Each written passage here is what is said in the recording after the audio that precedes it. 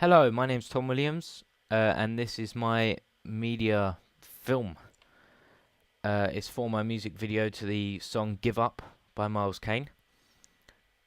And this is the editing diary for it. I am the editor of the film. So let's get straight into it, shall we?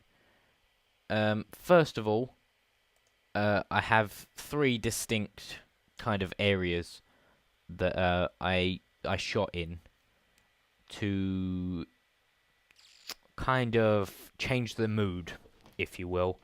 I've got the first, and they're all changed by different effects as well. They're all shown by different effects. So for the band playing or any solo lip syncing that I've done or anything like that, um, I've used the effect combat and vignette. The reason I've done this, the effect vignette is this little circle, if you will, around the edges, just to give it that little bit of depth, if you will.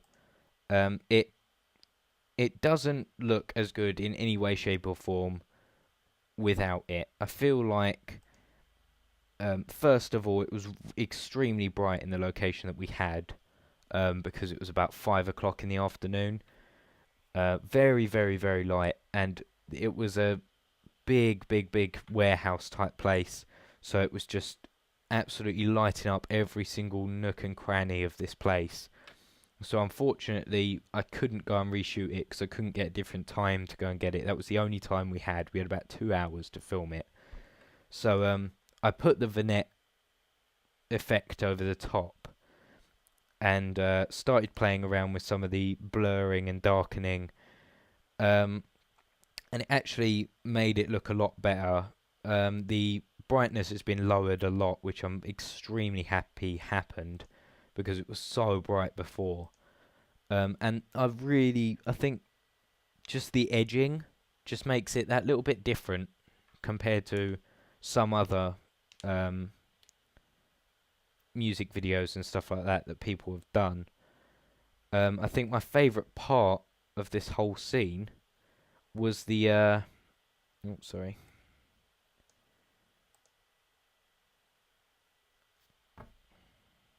was the English flag, the St George's flag, in the top left corner. I didn't actually mean for that to be in the shot, to be completely honest. Didn't plan for it to be there. But it was the Royal British Legion Band Brentwood who let us use the space. And it was a massive favour to ask, and they've hung up a couple of banners, and on that back wall, that was the original back wall, there was a massive banner that said Royal British Legion Band. So obviously we couldn't have filmed it there. So I chose this corner to make it look more warehousey with the fire escape and stuff like that. I wanted it to look like they'd just walked in, plugged in, and just played without asking. But I'm glad that was there, just because obviously it's a British artist. The artist is British. The flag's British. The band are British. Everything's English about it. It was a lucky coincidence, if anything. We move on to any solo shots that I've got. This was me, and I gave each different band member a different persona, if you will. I wanted to be that traditional rock guitarist, always going a little bit mental, throwing his guitar about a lot, and just generally not caring. I then move on to Dave. Dave being a frequent performer, always performs. He loves performing. He is a guitarist himself. So I let him do his own thing because he's been there before. He used to go to drama school and stuff like that. So I've kind of let him vamp it by himself with the whole, with all of the emotions and acting in general and lip syncing. And I'm really proud that it went off this well. Because he's got that kind of angry face showing that this is his song. You know that it's his powerful song. But he's still got that finesse about his actions and his singing and his vocals and everything. So I was really glad that I got Dave to be my frontman, because I honestly couldn't have asked for somebody better. Oh, that was a very bad shot of him. I then move on to... Actually, we'll move on to Theo. Theo's my drummer. And I wanted to stay away from the drummer stereotype because, one, I don't like it. Being a drummer myself, I don't like the stereotype that we're given. So that was one of the reasons, and partly because of the fact that it just doesn't suit the tone of my film, my music video. It's not really a place for someone to go mental and look like an absolute scruff bag. I just didn't like it. Didn't like where it was going. So I decided to make him very posh. Very posh.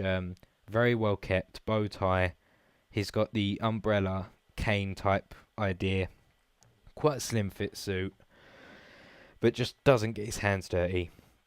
He doesn't get involved in any of the fights. That's all just left up to the henchmen, his henchmen. But we're all equal, obviously, because we're in the same band. But he just leaves it up to us because he just doesn't want to get his hands dirty. He doesn't want to dirty his suit. Doesn't want to ruin it in any way. He likes the way he looks. But the only stereotype I did adhere to was giving him chewing gum. And I don't know whether it was a good idea or not, but I think it works well.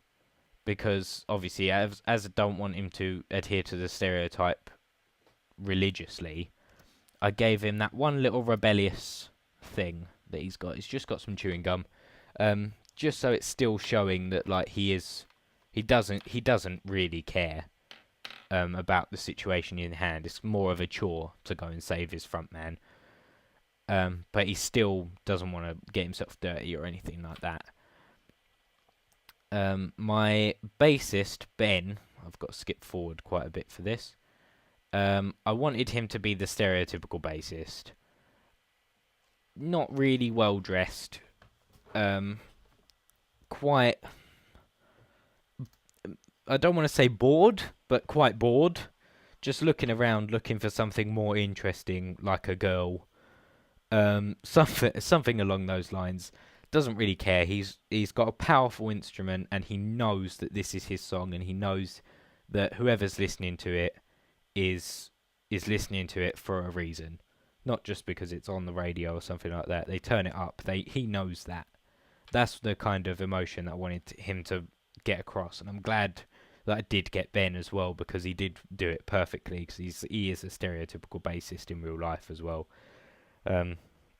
So yeah, that was the whole character initiation, if anything.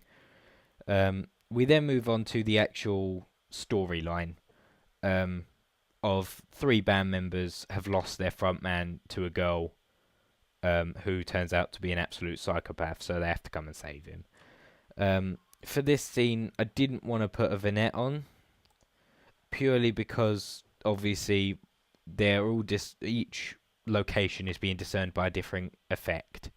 So although I'm using the combat effect in these, it being accompanied by the vignette just it helps it along a bit. So I'm glad that I did do that. I left it with the combat. One of the main reasons being that without it, it's extremely bright and extremely vibrant, and I didn't want that kind of effect. If I'd left it like that, I would not have been happy with it at all. It takes out some of the shading, just darkens it just that little bit, leaves in the major white patches to show the contrast in colours and everything. But obviously us 3 wearing completely different colour suits didn't help. So adding the combat effect really did kind of mould us all into one more darker colour, which I found was very helpful as well.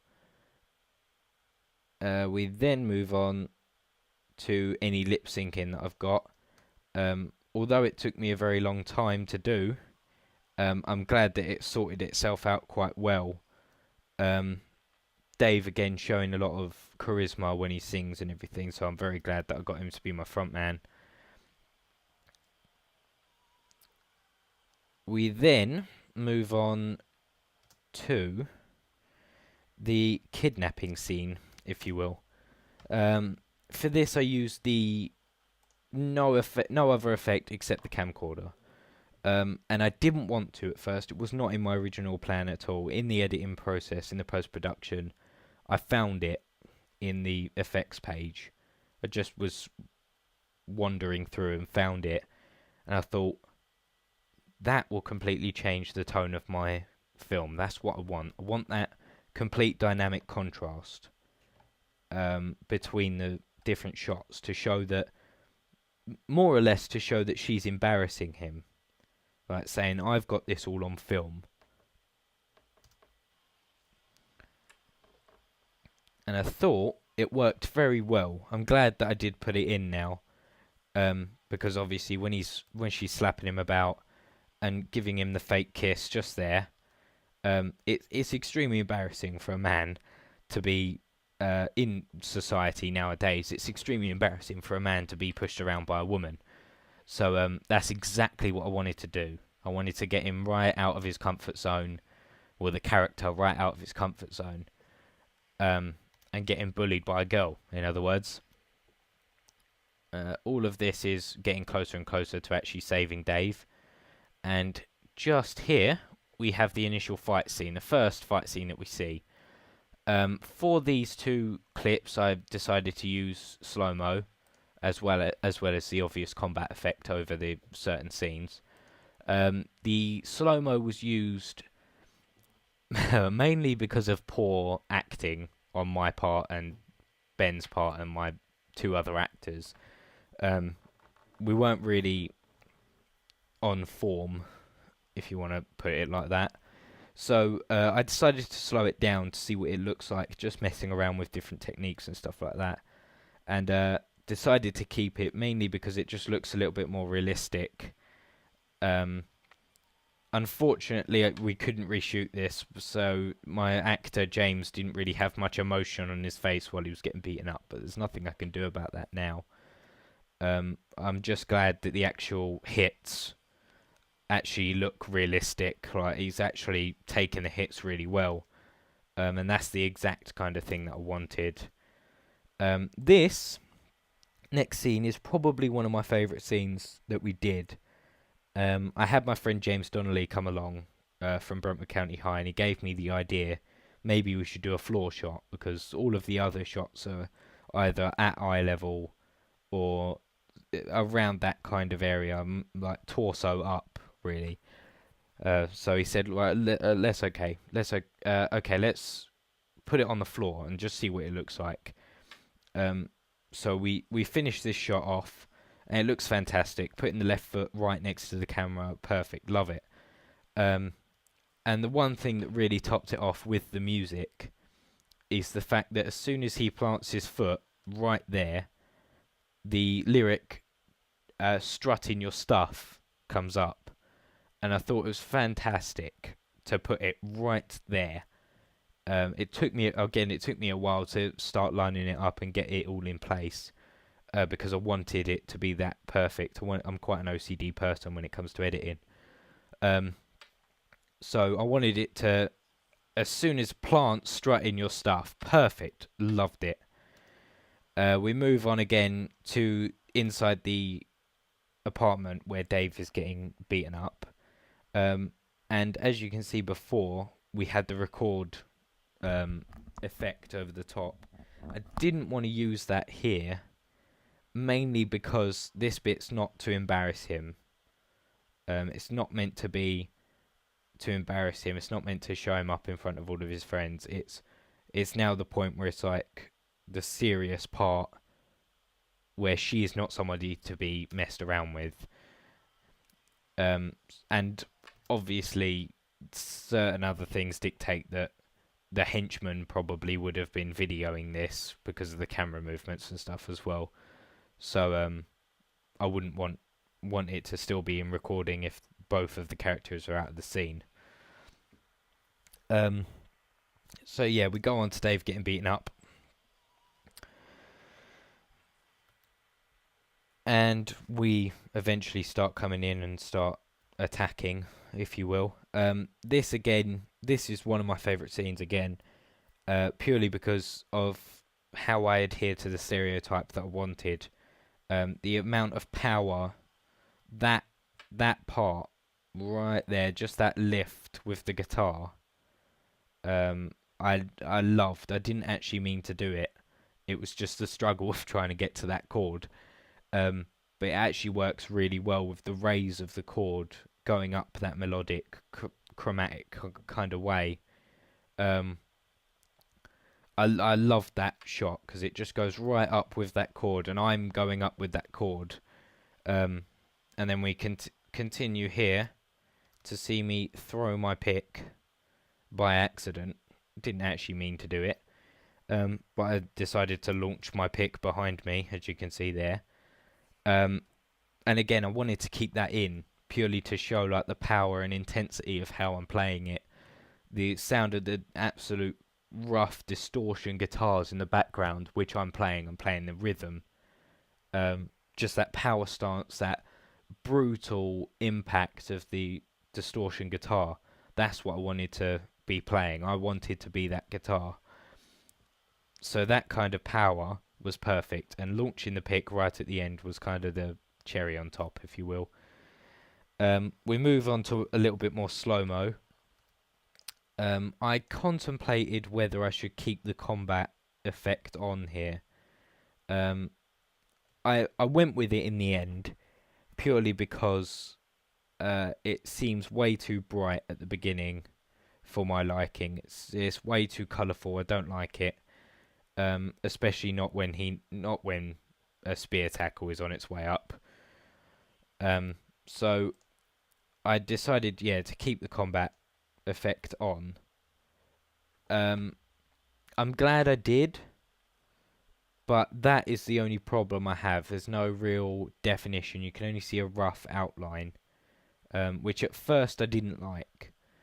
But it then started to dawn on me, right, okay, do we want to see this character? Do we need to see this character? Is he really that important? And he isn't. He's just another guy who's getting beaten up, in other words.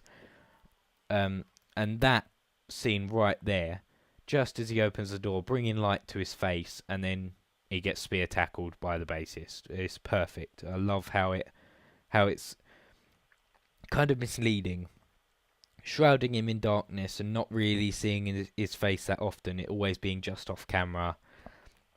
And then as soon as he gets some light to his face, he gets spear tackled. So I thought that worked really well. Here we've got Ben sitting on top of him, pounding him in the face, if you will. I decided to use slow-mo again here, like I did with the other scenes back here, just because the original speed was, he still didn't look like he was hitting him. It didn't look like it was actually a real punch. So I decided to slow-mo it to make it look a little bit more vicious. The only problem I did have was whether to keep Theo in the background. I didn't know whether it was a good idea at first, mainly because the concentration should be on Ben, who's beating the bejesus out of Mac. But then I decided to leave it in, mainly because of the next couple of scenes where we are surrounding Dave. We come in to save him, and we all surround him, just the three band members, Ben, Theo, and me over in the corner. So I decided to leave it in because obviously I've already walked in behind him, and then when you actually see Ben starting to punch the man on the floor, just seeing Theo enter the frame shows that, okay, that's how they all got in together. So I'm glad I did leave it in. Again, using the vignette and everything to discern the band members playing and whatnot. We move on to the surrounding. Again, my stereotypical bassist. keeps going through and through. We then come to us literally dragging Dave down the corridor. Again, this is where we see the four stereotypes that I really wanted to portray. Theo does not get his hands dirty whatsoever. He just walks off in front, leading the group. Doesn't want to touch the mangled, bloody singer. We've got Ben, doesn't care, took his jacket off, rolled his sleeves up, doesn't care, would do anything if he's asked to. And then you can't really see me. I've still got my suit on, my suit jacket and everything. I think maybe my top bottom was undone. If in all honesty, I can't remember. But yeah, it's the main stereotypes being shown here, which I was glad that happened. And then for my very last scene, I wanted that kind of psychological thriller ending where they don't put it in chronological order, nothing's really in order, and then it all comes together right at the end. And it's not exactly a coming together, but it's more of a shot of how we got there. So I start it. The initial shot is him arriving at her house. So I decided to put a dream effect on it first of all. I tried loads and loads of different effects, as you can see, and I was not happy with any of them. I was going to black and white it to show that it was the past, and it didn't look any good. As you can see here, the whites are too white, and it's quite fuzzy around the faces. I didn't like it at all, so I decided to go with the dream. I turned it down a little bit because if you put it on 100, it starts going all fuzzy, and I don't like that. Going around the 75 mark got me that little tinge of colour, so you can see that like the door colour, the little tinge of red on Olivia's lips. But you can still kind of gather that it's the past. So I was glad that happened. If we just track back a little bit, you can also see the red of the flower in the painting on the background. So it's like the red is quite a big theme in media terms, especially because red can be either love or anger, death, stuff like that. So it's a big mix of both, because at first it's that kind of punch-drunk love type idea where they've just met up for kind of a one-night stand. But then that red soon turns from love to hate, anger, stuff like that, bleeding, all of that kind of idea. And the other thing to do with this scene is right on this mark, as it happens, right when the music cuts out, right there, we just see that little wink from Olivia. It took me a while to do. I had the initial idea in my notes before to have something like that, have the wink on a ending or on a key part of the music. And I'm glad it worked really well, because obviously with the fade out, he enters, and then we get the fade to black, and that's the film. So yeah, all in all, I was really happy with the techniques and editing I used. I'm glad it came out this well, in all honesty, because at first I really wasn't playing around with enough effects and stuff like that, and it was not up to standard in my eyes at all. But editing's all about experimenting, and I got there in the end. The Astral Media production is officially finished.